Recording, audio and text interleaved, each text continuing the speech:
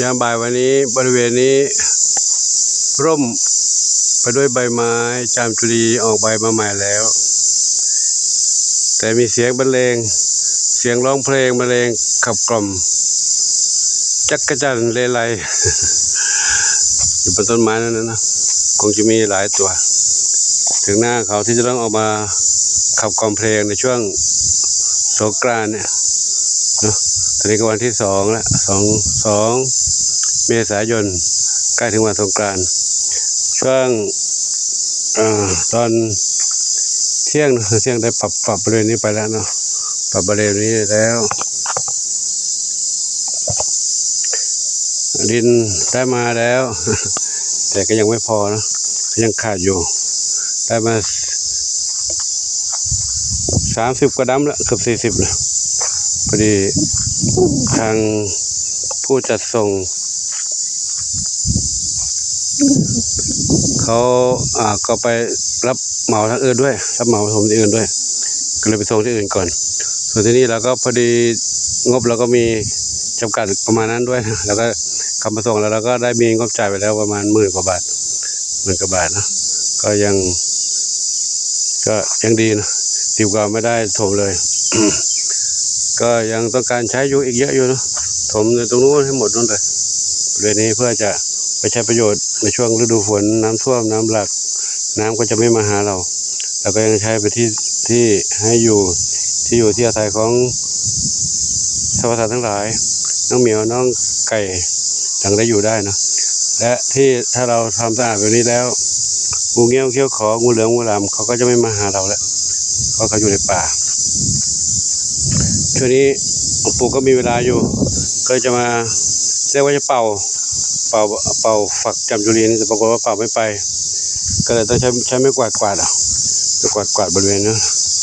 กวาดไปด้วยค่อยๆกวาดไปเรื่อยๆเพื่อจะได้ให้เขาได้ไม่มาเลอะเทอะบนเส้นทางพื้นที่ตรงนี้นะครับกวาดไปเก็บไว้ริมนู้นนะครับก็ขออนุโมทนาสาธุกับทุกท่านเนาะที่ร่วมอนุโมทนาบุญกันด้วยกันร่วมบุญร่วมสมทบปัจจัยในการซื้อดินซื้อทรายเข้าวัดช่วงนี้เราก็จะใช้ดินมากก่อนเนื่องจากต้องถมบริเวณที่ลุ่มต่ำการทันใดถ้ามีจิตเมตตาจิตศรัทธาจะร่วมทำบุญสงกรานต์ปีใหม่ขนดินขนทรายเข้าวัดก็ขอเชิญได้เนาะติดต่อหลวงปู่มานะเบอร์โทรศัพท์0654898652ขอความโมทนาสาธุขอบุญกุศลทั้งหลายจงเป็นพระปัจจัยหนุนนำความจุให้ทุกคนทุกท่านพบความสุขความเจริญมีความถูกกายถูกใจปรารถนาที่ใดขอได้ทั้งความมุ่งมั่นปรารถนาทุกกันทุกคนทุกท่านเถิด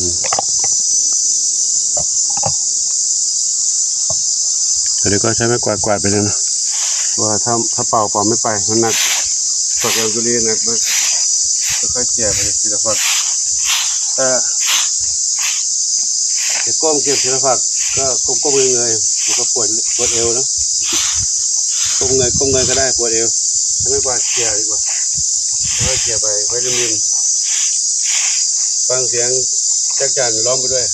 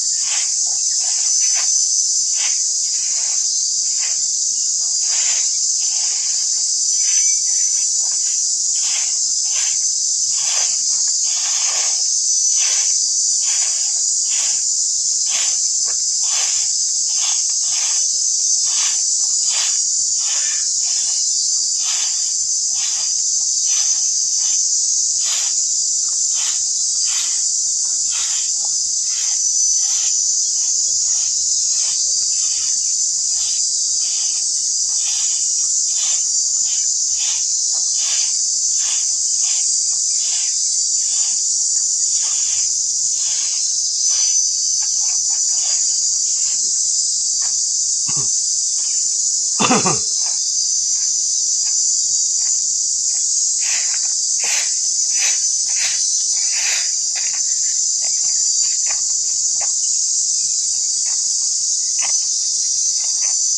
งเสียงจักรจัน เสียงจักรจันร้องนะก็จะไม่ถ่ายเยอะหรอกถ่ายประมาณนี้แหละนะขออนุโมทนาสาธุกับทุกท่านเนาะจะได้ร่วมด้วยช่วยกันดูแลอนุรักษ์พุทธสถานพระพุทธเจ้าแห่งนี้ซึ่งเป็นพุทธสถานเก่าแก่โบราณอายุหลายร้อยปีแล้วนะถ้าหลวงปู่ไม่อยู่ก็คงจะไม่มีใครมาทำแบบนี้แต่ถ้าหลวงปู่ไม่เป็นสะพานบุญบอกแจ้งข่าวบอกบุญให้กับสาธุชนทุกท่านที่ได้รับชมก็คงจะไม่ได้ประมาณนี้เหมือนกันนะ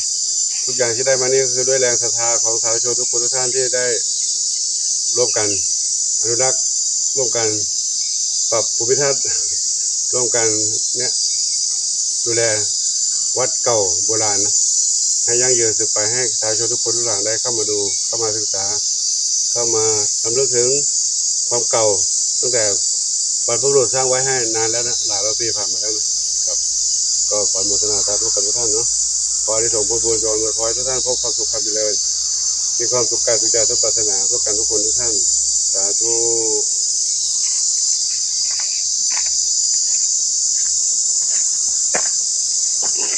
ครับก็ขอเชิญทุกท่านเนาะถ้าท่านใดมีจิตศรัทธาจะร่วมบุญด้วยกันก็ขอเชิญได้นะช่วงสงกรานต์ปีใหม่นี้ก็มีการขนดินขนทรายเข้าวัดกันหลวงปู่จะเดินไปให้กับทุกท่านได้รับชมจากด้านนอกเข้ามาด้านในนะถ้าเราไม่ทำก็จะรกวัดก็จะรกเหมือนกับไม่มีใครอยู่เหมือนกับไม่มีคนอยู่อันนี้ยังไม่เรียบร้อยดีนะเดี๋ยวก็เกลี่ยอีกครั้งหนึ่งรถเขาไม่สามารถทำให้เรียบได้แล้วเดี๋ยวเราค่อยๆเกลี่ยซึ่งถ้าหลวงปู่มีพระหนุ่มที่มีพละกำลังมากพอกว่าหลวงปู่นะก็ยังมาช่วยได้อยู่แต่ว่าหลวงปู่อยู่รูปเดียวนะอายุประมาณนี้ก็ทำได้ขนาดนี้ก็ยังพอไหวอยู่แต่ถ้าอายุมากกว่านี้ทำไปมากหนักกว่านี้ก็ร่างกายจะทรุดร่างกายทรุดไปแล้วกลับคืนมาไม่ได้แล้วสุดแล้วสุดเลย สุดแล้วสุดเลยจบเลยชีวิตจบงานทุกอย่างก็จบเหมือนกันถ้าชีวิตหลวงปู่จบไปแล้วคงจะไม่มีใครมาสานต่องานต่างๆนี้ได้นะถึงเขาทำได้ก็คงจะเป็นอีกรูปแบบหนึ่งคงจะไม่เหมือนแบบนี้นะถ้าสร้างอะไรมากไปก็ไม่ดีเพราะว่าเดี๋ยวนี้ก็มีวัดที่ปล่อยล้างเยอะลงล้างเยอะมีใครดูแลที่ตรงนี้ไม่มีใครเข้ามาดูแลเนื่องจากว่าอยู่ไกลชุมชนห่างจากชุมชน2 กิโลโดยรอบๆที่ไม่มีบ้านคนเลย2 กิโลโดยรอบเลยนะจากนี้ไปทางโน้นทางที่ตรงเนี่ยกล้องไปนี่นู่นไปนู่นไปวัดสายแพร่ก็อีก2 กิโลทางนี้ทางขวานี้ไปนู่นถึงภูเขานู่นวัดบ้านแป้น2 กิโลวัดสายยานพัทรามที่มีการบวชพระนู่นก็3 กิโลไปด้านโน้นไปวัดกุเต้าที่นี่นะไปทางกุเต้านู่นอีกประมาณ5 กิโลไปทางโน้นไปถึงอำเภอเจ้าห่มประมาณ10 กิโลครับตอนนี้อยู่เมืองว่างกลางทุ่งนานี่แหละพลาหน้ำท่วมอันนี้ถนนนี่สูงกว่าทุ่งนาแต่ก่อนหลวงปู่มาใหม่ๆไม่มีถนนนะเพิ่งจะได้มา3 ปีที่ผ่านมานี่นะถนนคอนกรีตนะก่อนหน้านั้นเป็นดินลูกรังน้ำท่วมอันนี้ถนนนี้สร้างสูงขึ้นมาจากพื้นนาประมาณเกือบเมตรเกือบเมตรแล้วที่ดินที่เราถมใหม่นี่ก็สูงขึ้นมาเกือบเมตรเหมือนกันนะจะให้ไปดูขอบข้างล่างตรงนู้นนะขอบข้างล่างตรงนี้ก็สูงขึ้นมาเยอะก็บริเวณนี้จะถมอีกนะถมอีกในตรงนี้น่าจะอีกสัก10 กว่าดั้มแล้ว20 ดั้มตรงนี้นะบริเวณนี้นะนี่สูงถมถึงมานี่ประมาณด้วยสายตานะประมาณ60 เซนได้60 เซนน้ำก็จะไม่ท่วมแล้วบริเวณนี้น้ำจะไม่ท่วมน้ำจะลงไปในทุ่งนานี่ทุ่งนาปีที่แล้วให้วินาศยานทำตอนนี้นาเทว่าทำก็ไม่ได้อะไรขึ้นมาไม่คุ้มค่าลงทุนก็ไม่ทำแล้วจะปรับเป็นลานวัดกว้างๆนี่แหละนะลานวัดกว้างๆถ้าหากว่าอนาคตข้างหน้าเผื่อไว้ มีศรัทธาประชาชนมารถยนต์รถอะไรก็จะเข้ามาจอดตรงนี้ได้จอดตรงนี้แล้วขับไปไหว้พระที่นู้น รถก็ไม่ต้องเข้าไปข้างในนะข้างในนั้นไม่มีที่จอดรถที่แคบๆรถก็สามารถจอดตรงนี้ได้ถ้าเป็นลานจอดรถเข้ามาก็กราบสักการะตรงนี้ก่อนเลยองค์พระโพธิสัตว์พระแม่กุฎอิมพระพุทธเจ้ามุนีศรีปงชัยตอนนั้นก็ชมสังเวชนีสถานที่ประสูติตรัสรู้ปฐมเทศนาและปรินิพพานซึ่งอยู่ด้านในนี้นะจากตรงนี้ไปจากองค์ท้าวเวสสุวรรณนี้ไปนะด้านโน้นเป็นสังเวชนีสถานอยู่ด้านในนู้นเนาะรถยนต์ก็สามารถจอดตรงนี้ไม่ต้องเข้าไปข้างในนู้นนะจอดตรงนี้เดี๋ยวถ้ามีโอกาสก็จะสร้างห้องสุขาไว้ต้อนรับคณะทาสจะทำด้านหลังนู้นอีกห้องหนึ่งจอดรถตัวนี้ก็เข้าห้องสุขาตรงนี้เลยนะแต่ตอนนี้ระบบน้ำเรายังไม่ได้มาตรฐานเอาไปทีละอย่างก่อนเนาะปรับตรงนี้ให้เรียบร้อยก่อนตอนนี้ที่เราทำอยู่นี่คือปลูกกวาดอยู่นี่คือกวาดใบเนี่ยไม่ใช่ใบฝักจามจุรีเนี่ยฝักจามจุรีเยอะเลอะเทอะเลยเนี่ยนี่เป็นถนนนี้ไปนู่นถนนไปสุดแค่ขอบวัดนี่นะเขตที่วัดเลยไปด้วยไม่ได้ลาดซีเมนต์คอนกรีตนะเดี๋ยวจะกวาดใบไม้เนี่ยนะครับเดี๋ยวจะขอยุติคลิปนี้ไว้เท่านี้ก่อนถ้าถ่ายไปเรื่อยๆก็คงไม่เสร็จยาวกว่าจามจุรีเนี่ยนะใบมันฝักมันร่วงมาเยอะติดถนนหนทางก็ขออนุโมทนาสาธุหากว่าท่านใดมีจิตศรัทธาจะร่วมบุญก็ขอเชิญเนาะติดต่อไปที่หลวงปู่ได้เลยโทรศัพท์0654898652ขออนุโมทนาสาธุอายุวันโนสุขังพลังเจ้าครับร่วมบุญด้วยกันเนาะสงกรานต์ปีใหม่คนดินเข้าวัดที่อยู่ป่าอยู่เขาแบบนี้หรือมีพระอยู่ดังนี้น่าจะช่วยกันเนาะสนับสนุนส่งเสริมสร้างอนุรักษ์ไว้บริเวณเก่าแก่โบราณด้วยนะกับวัดที่เขาอยู่ในชุมชนเมืองนั้นที่เขาสร้างไว้สมบูรณ์แล้วก็นั่นก็เราค่อยเข้าไปกราบสักการะในโอกาสต่อไปนะแต่ตอนนี้ทางอาหารที่อย่างนี้น่าจะอนุรักษ์ไว้นะนี่อนุรักษ์ไว้ขอเชิญชวนทุกท่านเนาะขออนุโมทนาสาธุอายุวันโนสุขังพลังน้องเมียมาแล้วลูกเมียใครเอ่ยทรัพย์ทวีมาช่วยหลวงปู่หรือช่วยได้ไหม ต้อนรับกันนะเสียงจิ้งหรีดก็ชิไม่ใช่จิ้งหรีดจักรจั่นอยู่บนยอดโน้นบนต้นไม้นั่นนะครับฟังแล้วก็เพลินดีครับกับขออนุโมทนาสาธุอายุวันโนสุขังพลังพบกันใหม่คลิปต่อไปช่วงนี้มีสุขสาธุ